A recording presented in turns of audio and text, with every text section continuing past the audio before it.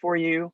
One is I'm hoping that you got the notification the other day that there is an audio recording, and I remembered it from last year. I just had to find it, of Paradise Lost, which is pretty dramatic. If you listen to it, I like to listen to whatever I'm reading on YouTube because you can speed it up to 1.25 or 1.5, which works sometimes, but other times I can't do that because it's dense material or something. But in any case, that audio recording is pretty good. I mean, there's some music that gets annoying after a while, but for me, but it's good because there are different voices to the characters.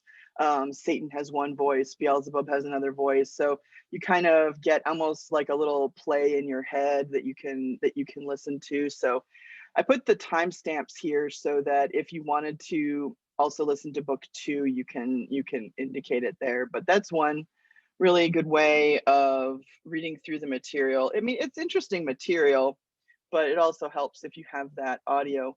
Also, I wanted to recommend for you, this is not an assignment. I don't think it's a good time to make an assignment, given that we have a discussion due tomorrow, midterm next week, paper coming up, and reading. I didn't want to add an actual assignment, but I watched this really good video called Milton's Heaven and Hell. And it's about, I don't know, 50 minutes or an hour long. I watched it on like 1.5 speed, but you can watch it if you want to. It's really good. It's entertaining. It kept my attention. It wasn't dry. There were some funny parts. They were talking about angel farts, which I didn't know was a thing.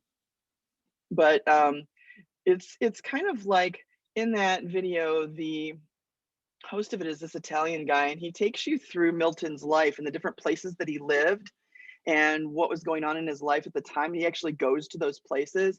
And then he also sort of weaves in the story of how Milton wrote Paradise Lost and why and how the different stages of it went for him as he lived in these different places. So I think it's a really cool video to watch if you get a chance. But like I said, I'm not going to make an assignment out of it because it's just not a good time for making more assignments. But if you want a better understanding of Milton and his writing of Paradise Lost, if it's really intriguing you, I recommend that video right there. While we're here in Blackboard, let me take a little detour over here to discussions. Hello, discussions. My thing froze. Try again.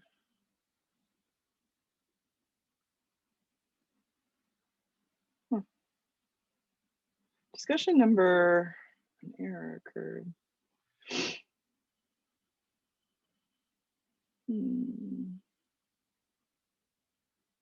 Discussion number 4 is due tomorrow. Okay. Blackboard's not available. Let's try again.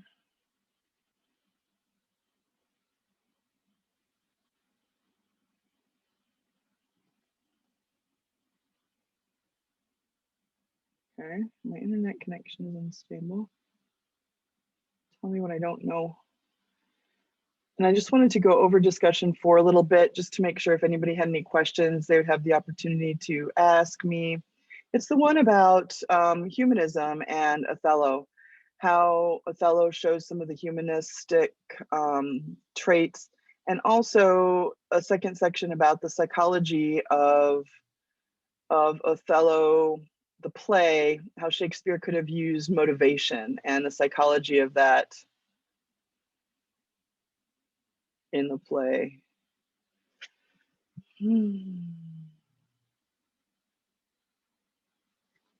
Blackboard doesn't want to work today. Is anybody else having trouble with Blackboard today? It was working fine this morning. Oh, hello.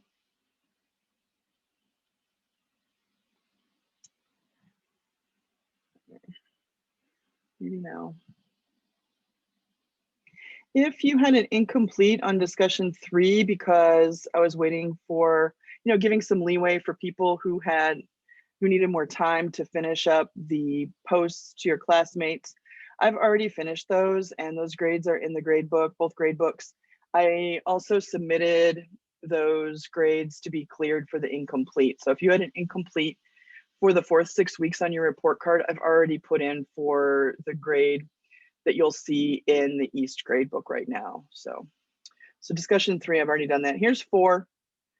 We went through it the other day, so I don't know if it's entirely necessary, but I just wanted to offer if there are any questions. We don't have class tomorrow, so it's an A-day. So I was just wondering if anybody had any questions on that one. Please make sure that you actually refer to the definition of humanism, not just what you remember from the lecture. Sometimes I get people who write responses that are either very general or they're just trying to remember something. The page numbers are right here. You can go and read about humanism. You can go back to the lecture that I gave on humanism, the beginning of Unit 2. So you don't have to rely on your memory necessarily, although getting closer to the midterm, I would think you would want to know what humanism was in detail. But there are some pages in the PDF that you can refer to instead of guessing. It's obvious to me when people do that in their posts, and I'll probably call you on it. In any case, then the replies are due on Monday. So that's for discussion 4. Really, that's the end of Unit 2. So any questions on that?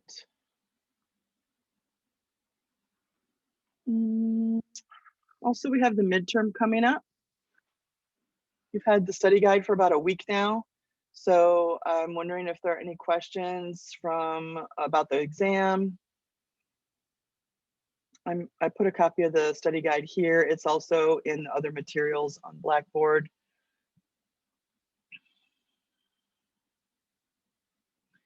So just keep working your study plan, whatever you came up with. Continue to study and prepare for that exam. Our last day of class before the midterm will be Tuesday, as you can see on the schedule.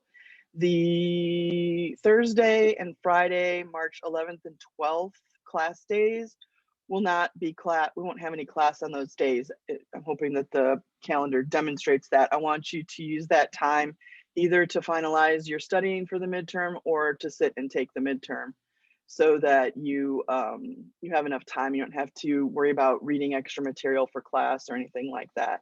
So on Tuesday, we will finish up Paradise Lost. We're only going to go through book 2, which is unfortunate.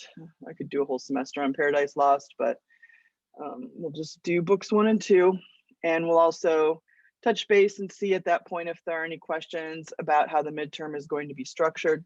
It will open at 8 o'clock on Wednesday the 10th, and it will close at 11:59 on Saturday the 13th.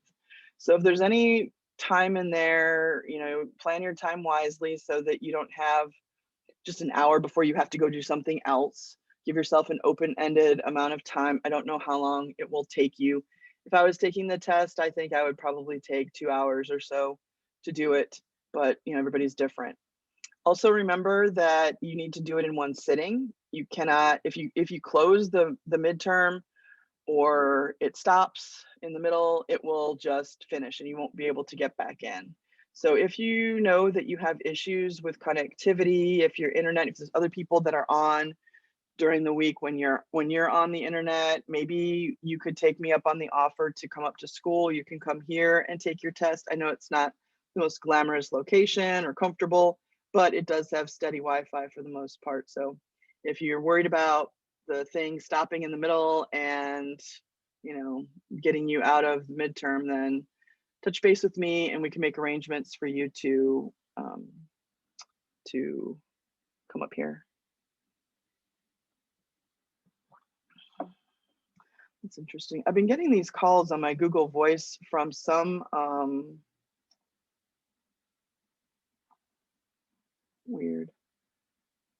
some facility, like a correction facility, wanting me to take the call. And I've been like, I don't know anybody at a correction facility. Okay, that's off topic. All right, I don't see anything in the chat about any of that stuff, so I will go ahead and dive right into Paradise Lost, book 1. I have a few quotes that I pulled out. Remember when we were doing Othello and Beowulf, whenever I pulled out quotes, they were probably significant. There will be quotes on the midterms, so some of the questions that you might get might ask you What piece does this come from? What's the significance of it? Who's speaking? Who are they speaking to? What's the circumstance? Stuff like that. And for the most part, I have already tried to highlight those quotations. So I want to do that in this little mini presentation here. You can find this PowerPoint under other materials in the unit in Blackboard. But before we start talking about what happens in Paradise Lost and go through the study guide and all of that, I think it might be good for you to jot down some of the key concepts that we see in Paradise Lost that are significant throughout the work. Even though we're only reading books 1 and 2, we can see the roots of them even at this beginning sort of exposition stage of the text. And one of them is hierarchy and order. We see that even in hell, there is a hierarchy. Satan drags himself out of, well, at that time, I guess he's no name because he's Lucifer in heaven. But now God has erased his name, and it's not until the end of book 1 that they come up with their new names. But the hierarchy is there because Satan pulls himself out of the lake that they've sort of all fallen into. You can see a depiction of that here. Here's some artist's idea of what that looks like. Their little bodies are down here. You'd probably have to get really close to the screen to see that.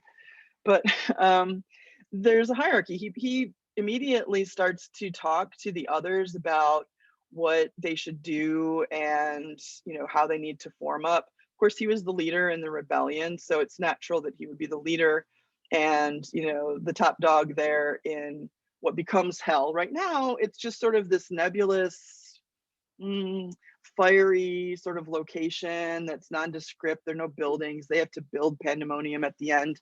But the hierarchy is visible. Beelzebub is his right-hand man and helps him make decisions.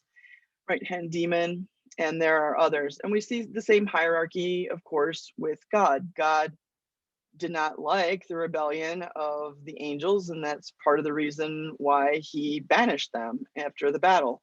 So there's that hierarchy that is maintained also in heaven. And we can go back to the great chain of being that we talked about on Tuesday, right? The idea that God holds the end of that chain and everything falls along that chain because there is a hierarchy or an order to existence.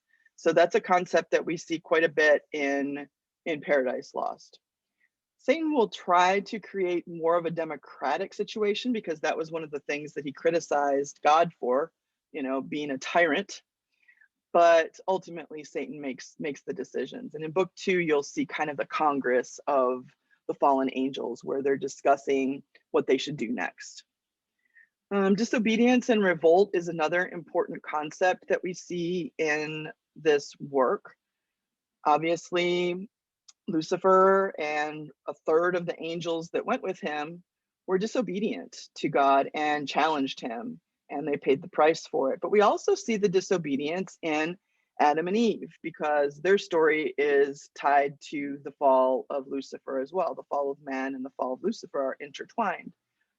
The reason that Adam and Eve fall is because Lucifer wanted to continue getting back at God for exiling them and wants to be a thorn in his side. So the disobedience falls on both sides there. Free will and predestination. God created free will, obviously, in the angels because they have the willpower to rise up against him and complain about their roles. It doesn't work out so well for them. But the idea that there's free will also exists in the Garden of Eden because Adam and Eve have the free will to decide whether they're going to eat from the fruit of the tree of knowledge, like God told them not to, or not. So there's this constant sort of push and pull between what's predestined and what is free will in the work. The last one is sin and innocence. There'll be a character named Sin that comes up in book 2. And okay, so in book 2, Satan will try to leave this area that turns into hell. And there are gates that are closed to keep them in. And there are some characters that sort of roam along those gates. And one of them is sin, another one is death. And sin is a character, but sin is also a concept in Paradise Lost. We have Adam and Eve, committing the first sin in the Garden of Eden when they go against God's edict that they do not eat from the tree of knowledge, and their innocence then is shattered. And really, the rest of Paradise Lost is about that, because Satan and the other demons decide that they're not going to just accept life in hell and just exist there, that they're going to continue to fight against God by trying to corrupt his creations and trying to corrupt humans and nature and the earth. And so Satan goes and purposefully corrupts human beings in the Garden of Eden and ruins their innocence in order to continue sort of poking at God and saying, like, we're not done, we're going to be a problem for you. And that's the basis of the Christian belief, right? That if you follow the rules that are set forth from you in your religion, then you have to avoid the temptations of sin that Satan is going to try to present. And so Milton makes that tangible and actually creates characters that are actively trying to defile the innocence of God's creation. So we see these concepts over and over again throughout the work. We'll see it here in this exposition part, but it continues throughout. All right, so some quotations. At the very beginning, you have Milton sort of explaining his work and why he has created Paradise Lost. And he writes about what this piece is going to be about. So it's sort of like an overview of his goal and the subject matter of Paradise Lost before book 1 starts. And it says, of man's first disobedience and the fruit of that forbidden tree, whose mortal taste brought death into the world and all our woe, with loss of Eden, till one greater man restore us, that's Christ, and regain the blissful seat, sing heavenly muse. Now, I had told you on Tuesday about the muse. The muse is a mythological goddess. There are multiple goddesses that sort of command the arts and creativity. So a writer would invoke the muse in order to get them to help him or her write well and be inspired to write. Milton in book 1 says that his muse is the Holy Spirit, because he's not writing from an ancient Greek viewpoint, he's writing from a Christian viewpoint, but he still has a muse. What in me is dark, illumine. What I don't know, help me to understand. What is low, raise and support, that to the height of this great argument, I may assert eternal providence and justify the ways of God to man. So he's asking the muse, or the Holy Spirit in this case, to inspire him to do a good job so that he can explain, God's purpose in the world. So even though we see Satan and the demons in books 1 and 2, we don't really see God. They mention him, not by name, but they mention him. And but it's mainly Satan and the demons that we see in these first 2 books. We don't see God until, I think, book 3. All right, here's another important quote. When you get a little bit into book 1, Satan is talking to Beelzebub and about their situation. They fell for 9 days after their exile from heaven, after the battle. They fell 9 days, and then they've been 9 days kind of knocked out in this pool, this flaming pool of whatever, and this nothingness land. This is before God created the earth, so, and humans and all that stuff. So the way that it's described in the text in the beginning and also later in the text is that there's sort of this chaos, this unformed area, and heaven is over there, and there's no earth really. So when the fallen angels get exiled, God just sort of slams them down into this nothingness area. They develop it into hell with Pandemonium as their temple. But at first, as they're just sort of recovering, it takes them like 9 days before they even wake up and start to look around and figure out where they are. They're immortal, so they can't die, but they're definitely stunned. and they're looking around, and Satan says, "Fallen cherub, to be weak is miserable doing or suffering. But of this be sure, to do aught good never will be our task, but ever to do ill our sole delight." In other words, our expulsion and our life here means that there's been a profound shift in our goal. We're not battling God directly anymore. Now our task is not to do good as it was when we were angels, but to do ill. And not only that, but we will delight in it. So we will delight in trying to create chaos and corruption for God and his creations, as being contrary to his high will whom we resist. Satan never really mentions God's name by name, but we can tell he's talking about God there. If then his providence out of our evil seek to bring forth good, our labor must be to pervert that end, and out of good still to find means of evil. So if God's goal is goodness, then our goal is to corrupt it. And this, like I said earlier, is the premise for, sin in Christianity. The devil's always there to tempt you. And so the reason is, according to Milton, because he's so bitter and angry about God not listening to him and the results of battle, the war, that he is just going to pledge to devour all goodness that God creates, or attempt it. The last quote that I pulled from book 1 is important. They're not only famous words, but also the concept. So as Satan starts to pull himself up, and they're kind of like waking up and brushing themselves off from literally falling, he's talking to Beelzebub and some of the other ones around, and he says, the mind is its own place. They're like, how are we going to ever survive here? This is horrible. And he says, the mind is its own place, and in itself can make a heaven of hell, a hell of heaven. So it's about the power of the mind to create the environment. And it's true, you can have a mindset or frame your mind to think a certain way about your circumstances. So he says, here we may reign secure, and in my choice, to reign is worth ambition, though in hell. And then the famous lines, better to reign in hell than serve in heaven. I'd rather be in power here in hell than to be the servant of someone else in heaven. And that's been echoed many times throughout revolutions and rephrased slightly, that kind of thing. But it's about freedom.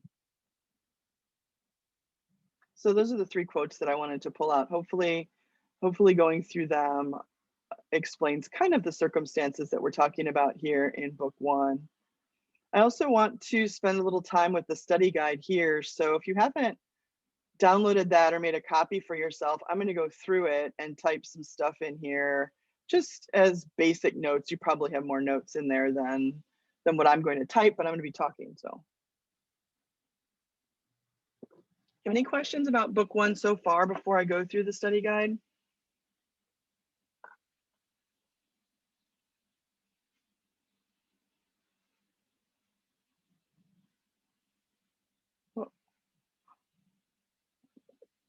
That's because I have my notes up on the screen. All right, so I didn't think of what the conversions of the page numbers are in the PDF, but that's to help you when you're studying or when you're writing your discussion about Paradise Lost the week after spring break.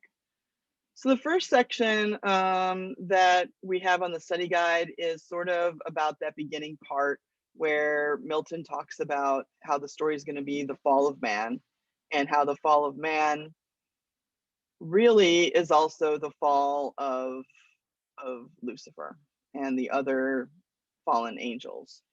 And so he's going to talk about that sort of human aspect. Move this a little bit. There we go. Struggle of humanity.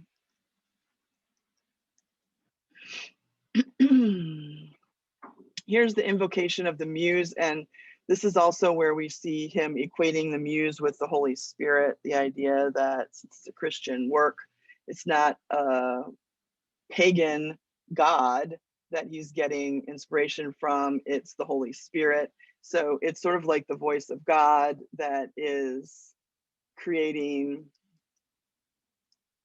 his inspiration.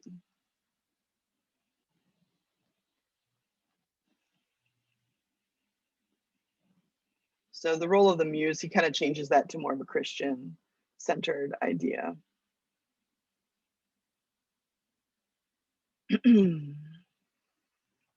After that little prologue bit, then there's this discussion of the muse, him asking the muse to sort of describe what made Adam and Eve disobedient. And it goes back to Satan. In the Bible, we don't get why Satan is turning into a snake and tempting Adam and Eve. That's not explained in the Bible. So Milton's kind of like imagining the prequel to the Bible by explaining the fall of the expelled angels. So we kind of have two acts of disobedience, and one comes from the other. The first one is the fall of the angels, the ones that go against God and rebel, and he slams them down into that hellish nightmare. And the second one is the fall of man, Adam and Eve. We wouldn't have the second act of disobedience if we didn't have the first one. In other words, the whole reason that Adam and Eve are tempted is because Satan wants to get back at God for expelling him from heaven and the other demons. So his retribution for that is to go back into the Garden of Eden and ruin God's creation. So what Milton's saying is that there are really two acts of disobedience, not just the human act of disobedience, but also, you know, Satan's act of disobedience, or Lucifer's at the time. So those two are interrelated.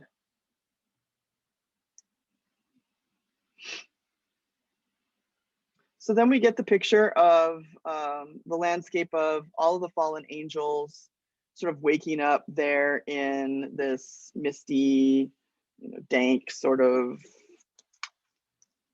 fiery location. And this is where in media res comes in. I talked about that on Tuesday. We don't get to see the battle. We don't get to see the moment where Satan or Lucifer stood up to God. We don't see him recruiting some of the angels for his army. We don't see any of that. We just start in the middle with them already being expelled, and they've been pushed out of heaven and have landed in this abyss. And that's where the story starts. But the focus is on the what we would think is the antagonist, Satan. And it's true, in books 1 and 2, it's all about him and how they start to create order and structure there in this nothing land. And they start to make decisions in book 2 about what they should do next. So there's a question about whether Satan is the antagonist or the protagonist, because the definition of protagonist is sort of like, you know, who the action is following. And Satan is a compelling figure. He is learned, he's got good arguments, he's powerful, he's enigmatic. People are drawn to him. Even these demons rise up and they immediately follow him, even though he got them expelled from heaven. And so there's a question in the text about who did Milton mean for us to be drawn to and follow in this text? Not that we would be devil worshippers, but Satan is a very interesting and compelling character as drawn by Milton. You're not going to read it, but in book 3, God comes out and he's kind of boring and bland. And there are lots of, you know, sort of theories and speculation about what Milton was trying to say through that. And so, you know, there's a question, is Satan the antagonist or is he the protagonist? You can have an anti-hero, you can have a protagonist who is evil. It doesn't have to be a good guy necessarily. It's whoever we're following their action. is the protagonist. So if we're reading the whole thing, I might ask you at the end, do you think God is the protagonist in this piece, or do you think Satan is the protagonist in the piece? Who's driving the action, in other words? Well, Satan is going to go and actively try to corrupt God's creatures, and that's the rest of the plot. He is obviously successful, and Adam and Eve are expelled from the Garden of Eden. So in some ways, Satan is the protagonist here, which would not have been expected at all. You know, in the 17th century, God's the protagonist, right? Of course. Move to the next page here. I think it's important to note that Satan calls God a tyrant.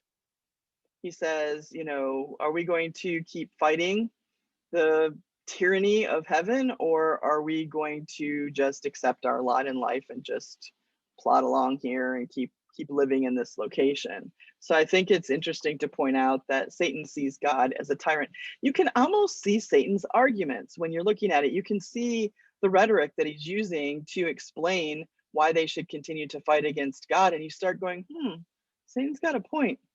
I'm not going to follow Satan, but you know, the argumentation is there. There's an answer to that question about should we continue fighting the tyranny of heaven, and Beelzebub is Satan's right hand, you know, lieutenant, and he answers him and says, well, you know, God is all powerful, and so we were never going to get back into heaven, and we could end up just suffering always. And do we want to do that, or do we want to just sort of be quiet here and eke out an existence? So there's a revolt here against that hierarchy, which goes to two of those topics that I mentioned at the beginning, right? And also the great chain of being, right? Remember when we looked at that image and God is there holding the end of the chain. He's the supplier of the chain. And then all the different levels are situated around that chain. So they're going to kind of debate in book 2, is it worth it to go and try to disrupt that chain, or is it impossible? Even if it's impossible, should they try or should they not try? Should they just give up? Like, some of the demons are going to be sort of like, this is a preview into book 2, but some of them are going to be like, it could get worse. Let's not push our luck. Let's just try to exist here because we got God's message. And others are kind of like, what have we got to lose? You know, we might as well just keep trying to revolt against God. There's a description then of Satan as he pulls himself out of this murky water. They've fallen into this lake that's sort of on fire. And so there's really rich description as they describe Satan's body, maybe even exaggeration and hyperbole. It's a long sort of description of him. And he and Beelzebub sort of like open up their wings and they fly around a little bit, and they start looking around at the location where they are. And eventually Satan puts on his armor, I think it's down here, right here, and starts calling to the other demons, kind of wake them up and get them to come forward so that he can, you know, take stock and start to figure out what's going on and direct them. And we have a lot of epic similes in here. An epic simile is like a long comparison. That's a simile. The Legion comes up then and they obey him, and they start, you know, sort of like coming around where Satan is, and he tells them that God has erased their names and they all need new names. So they start talking about which names they're going to take, and they're all like names of pagan gods from, you know, Egyptology and, you know, ancient places, wicked gods and things like that. And so that Moloch and Belial start talking about their choices for the names that they're going to take, and they're all really horrible things that they're named after, because now they have this new identity. They're not angels anymore, they're devils, and they have this new role. So there's a lot of imagery about that. And the more that these demons hang around with with Satan, the more there is imagery, I'm going to put it down here, of them sort of coming forward, like flocking to him.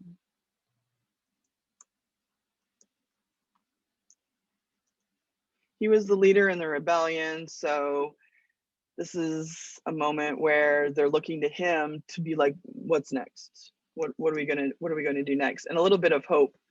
And Satan himself gets hope from their trust in him. He sees that they're still loyal to him, that the Legion, as they call it, is still ready to perform for him and listen to what he has to say.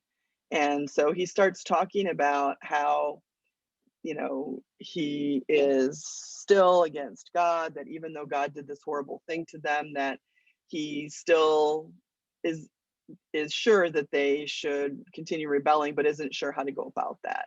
And so he has a little, you know, talk with them, and they all start to, you know, sort of chant, and they hold up their flaming swords and say, "We're with you," you know, like, we're still going to fight. Well, what else can they do? They can't go back to heaven. They're already exiled. So they start digging the earth, and they come up with some minerals and stuff like that, and end up building what's called pandemonium. I think it's down here. Yeah, this temple.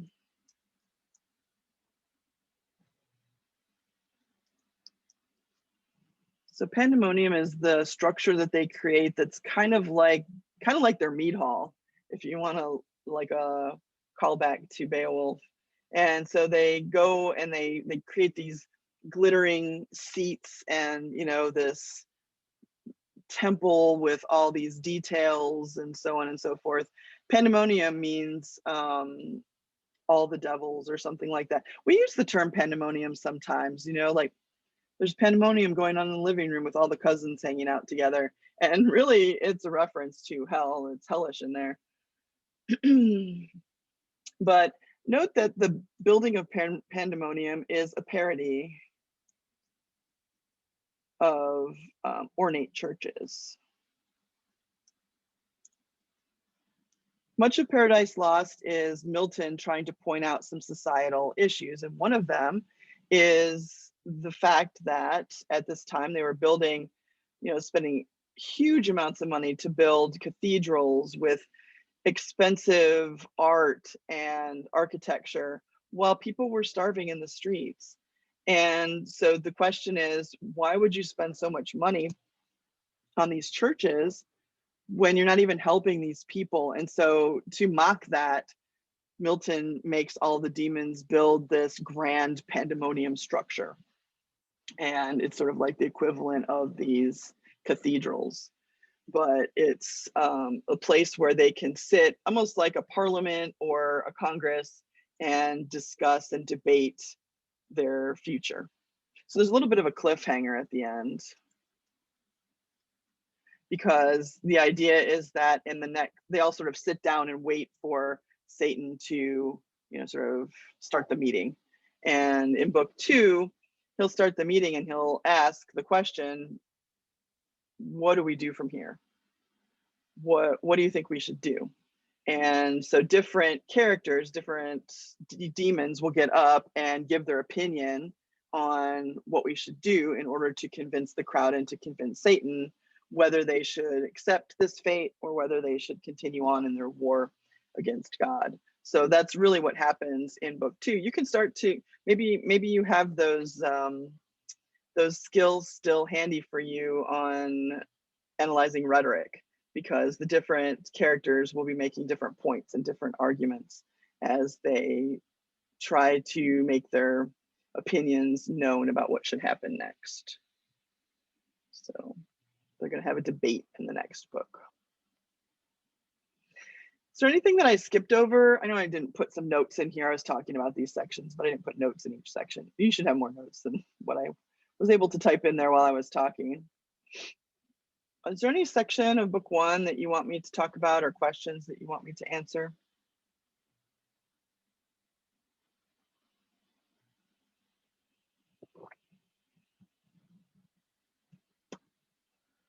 I guess I did an A+ job of explaining that then. That surprises me, but okay. Never was an A+ person, student. All right, well, then if we look at the calendar, the things to be working on are the discussion, the post that's due on Friday, the responses that are due on Monday. In the meantime, you should also be studying for the midterm and reading book 2 of Paradise Lost, which I will go over on Tuesday. There are a few things I wanted to point out in Google Classroom that I didn't get a chance to do, so I'll do that here at the end. Number one, seniors, on Tuesday, I asked you to watch the video on the community scholarships. The counseling department has let me know that they want you to fill out a form once you've watched that video. It's short, it's maybe 4 or 5 minutes long, but they want you to fill out a form about that, and just to indicate that you know that there are community scholarships available, and that, you know, I informed you about that. So this is where you can watch the video, and this is where you can go to do that exit ticket. It's less than a minute that you need to do that. Also, for the juniors, I just wanted to let you know that I do teach an elective for seniors who have finished English 4, and it's probably about time that your counselors are going to start working with you on your schedules or your classes for next year. So I put some things on here in case you are interested in taking independent studies in English next year. It's a totally different class. It's structured in a totally different way. It offers pre-AP credit for the GPA, so that's a bonus for you. This is the proposal that I originally wrote up for the course, and this is a podcast. Last year, Mateo Vallejo asked, he was doing a podcast for his project throughout the year, and the first one he asked to interview me about the course. So you can listen to that too if you wanted to find out a little bit more about the class, or you can ask me. But I just wanted to present those things for you, something for the seniors and something also for the juniors. All right, I think I got to everything for today. I don't see any questions in the chat, so I think I will call it quits for today. If anything comes up and you're not sure or you have a question, just shoot it my way and I'll be glad to help you out, all right? All right, I'm gonna say bye from hell then, and I hope you all have a good weekend. I'll see you on Tuesday. Bye. Bye. Bye, Miss. Bye. Bye, Miss. Bye. Take care. Hang on. Look how dedicated I am to this. I'm not even. Are you? I still went to class. You're the only one that's still here. Oh, you're in the car? Yeah, I was gonna show you how dedicated I was to this class. Look at me. You're not driving, are you? No. Oh, okay, that's good. That's good. Okay, you shouldn't be driving and listening to class. Bye. No, probably not. Bye.